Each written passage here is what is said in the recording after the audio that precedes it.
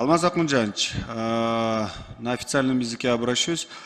Хотелось бы узнать точную информацию по поводу строительства на территории 47-й колонии. Вот 8,5 гектаров, которым мы и общественность предлагала. Сейчас жители данного района собирают петицию совместно с общественными организациями по поводу данного строительства. Я как видел, уже началось рытье котлована. Хотелось бы официально получить данные, кто строит, для кого это строится, и полностью всю информацию. Это по 47-й колонии.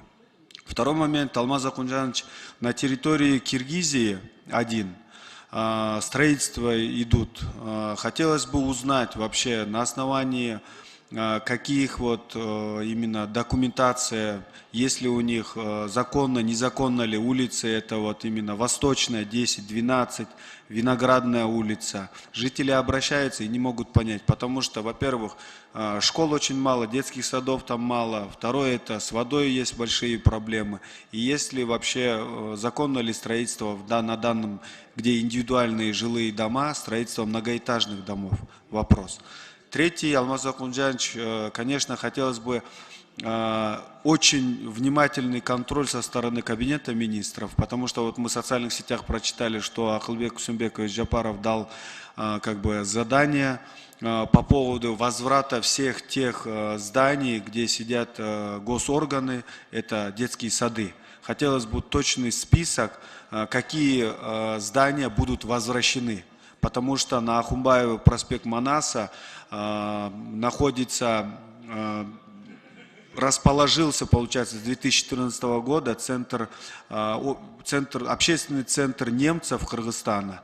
И это бывший детский садик. Уже 4-й раз по этому поводу поднимаем вопрос. Пускай вернут данное здание, они безвозмездно его используют. Вернут, и там сделает мэрия уже муниципальный детский сад.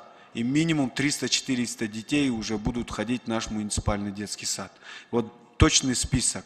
И последнее, Алмаз Акмунджанович, во-первых, на территории города у нас очень много кафе шашлычных. И в микрорайоне Джал огромное количество жителей обращается по поводу, чтобы проверили данные шашлычные кафе, и чтобы они все устанавливали именно фильтра, чтобы эта гарь от шашлыка не доходило до их домов. Вблизи многоэтажных домов много данных кафе по улице Тыналиева.